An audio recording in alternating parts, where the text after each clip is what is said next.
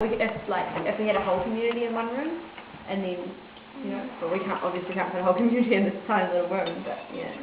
But this space acts like that, I mean, if it's sunny all the time, you've got this space which is in the middle of the whole thing. And what about, I don't know, it might be kind of crazy, if you could have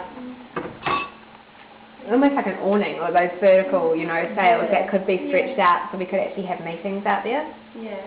That's one of the big things we do with our rebuild day, is that one of the failings of our last sites was we never had a space where the whole school could come together. Unless it was Majestic House. Law, that sense of who are we all together. So we didn't really do it unless we were at Majestic House. Which it wasn't our space. That's right. So yeah, that was sort of like just instill back in us, yes, we're here and we're all together as well. A meeting place. Yeah. It may not actually have to be open to the elements either. It could actually be under a big glass enclosed area. Yeah. I reckon we could do a place like Common Star where it was like this big huge space with all these little kind of side rooms on the edges that you could like hang out in, and that you could have like a class in them, but you could have these huge meetings in the middle. Yeah, we need some floors like that, especially for those quite often we'd end up back at school and having food and drink with a really big group, so we'd do it after a forfeiting or after a tangi or all sorts of things, and that was really important for us. Yeah. Bring the community together.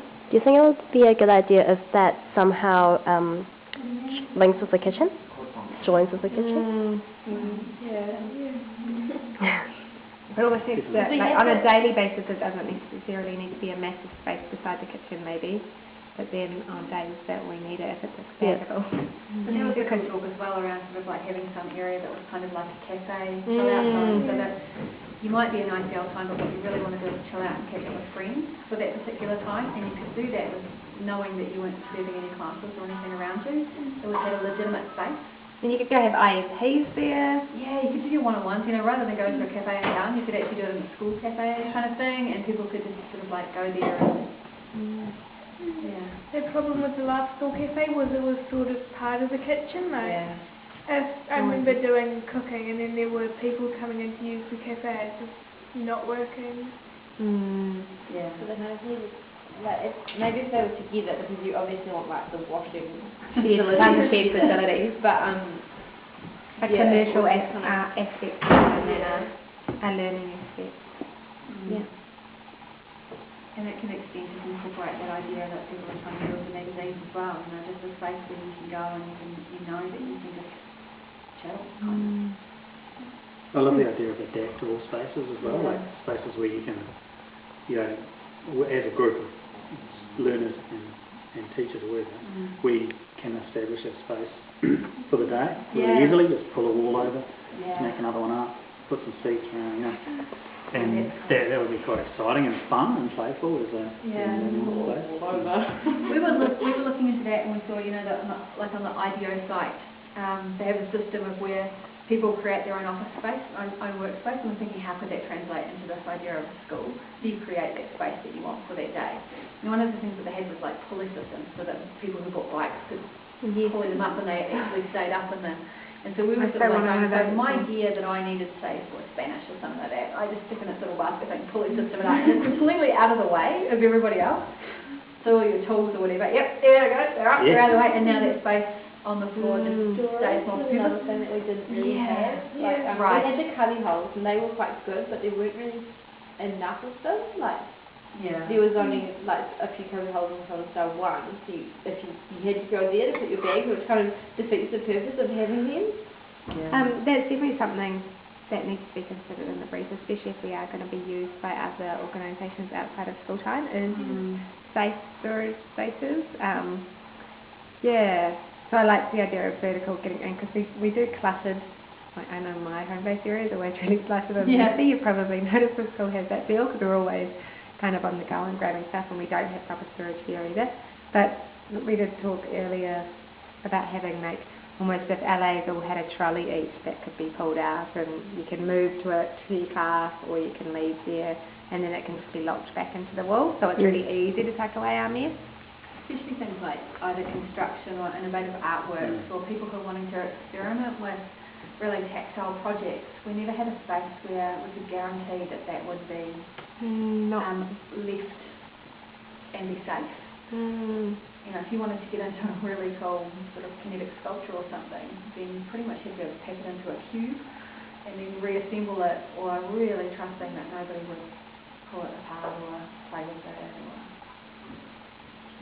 Because that ties in for me with one of the challenges I think for our school is as well is to having specific spaces for specialists in areas that need resources like a science room or a technology workshop or an art room or a drum room, you know, spaces that need the sort of resources and spaces. Yeah.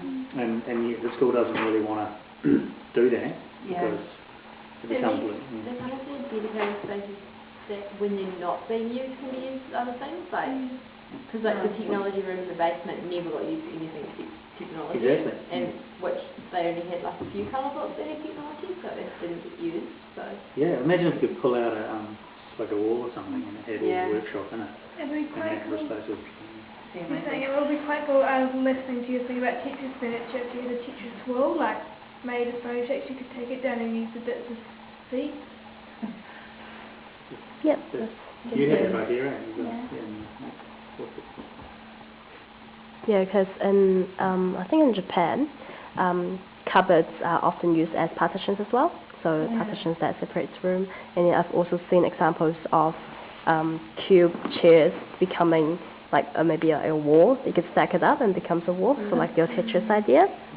So that reminds me of that YouTube clip that Jason showed us. I'd love to be able to find it again, of that apartment that was like the tiniest floor space ever. Did you guys, anyone else see that? I've seen that. And it's like so multi-use and adaptable. So like you bring out walls, and inside the 2 walls is your pantry, and then you push it all away, and then you've got a really nice big open space. So walls are very movable. And then the bed is like flipped onto the wall, so you flip the bed down and it becomes your bedroom. The toilet might have been its own little room, maybe, but everything probably. else is modifiable, which is a really cool thing to consider with us. And like, we were talking about the idea of those drama cubes, and having something like that so that you could stack them up during the day when you wanted to have separate classrooms in the drama space, and then when you wanted to use it as a performance space, you could stack them up and use them for seating, like a so just like a safe locking mechanism in them, so when they're stacked, they're safe too, and it's easy to do. Well, the other thing is just like here, you know how there's these dudes skating on that ramp that's been haphazardly placed there, but the idea that the building could be really playful and interactive. So that did you see the apartment that's totally accessible, that was on stuff the other day? Yeah, it's awesome. So, there's a French architect who's a skater and has designed this. Okay. Which is basically his living room can be a skate around the same. The guy that did that with the climbing walls as well. Basically his whole apartment is sort of like these movable climbing walls, and you can create different codes. Like his bed underneath this thing that he like goes along completely suspended upside down and then crawl around. Those kinds of things would be really cool to have around. Because I think as a school we want something radical that expresses who we are. We're not. We are kind of radical. We're at the front edge. We should be at the front edge of teaching and learning in the world, and if we can have a building, an architecture that reflects it, and the evolving, like ever changing, because we want to keep being at the front, we don't want to be at the front now, and 10 years time we'll fall behind. Modifiable. One design challenge around the skating aspect, and it must be doable because there's like offices, is like how you dampen the noise. But I'm sure it's doable. And I mean, that's a big thing, that for any open space, open learning space, it does need to have sound dampeners built into it. Especially in little like study rooms and stuff. Those ones that they had in Northern Tower, that were just little glass rooms, they weren't, you were in a room, but they were glass. And so it was just basically like being with everyone else, except there was a glass wall, which didn't really do anything. And it became a glass house in certain days. They were actually just too small, like they were a bit claustrophobic. They weren't really communal, and you couldn't really, and because the seating was sort of facing, looking out, it wasn't like you sat around a table and you could have a conversation with friends. That's why we like the little rooms in Southern Star that when they weren't being used as classrooms worked really well for ICL. And IEPs and lots more of those little medium-sized rooms.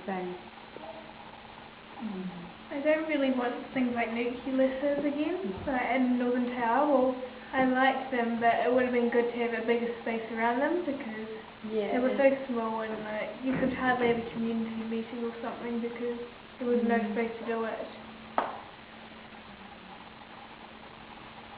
Yeah, it wasn't a great design in terms of the layout. They had those big poles and it would be like right in the corner and it would have like a metre of space behind it that you couldn't use. It would be like, there's no point in that. And the nucleus was such a fixed shape, like it worked well if you had 15 students in a nuke, but if you had 30 it was horrible and there was no modifying it, and sometimes we did have 30. And just the fact that it was round didn't really work. Like it was kind of cool, but it just didn't really It made science equipment really difficult. Yeah. It had to be custom built, and we didn't even get there after being there for 5 years. We were just planning it now. You know, to have sufficient science access to equipment and stuff.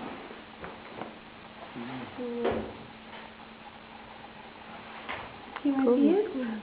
Yeah, it's very helpful. I like the idea of having a school that's very playful, with activities going on around, with a climbing wall, skating park.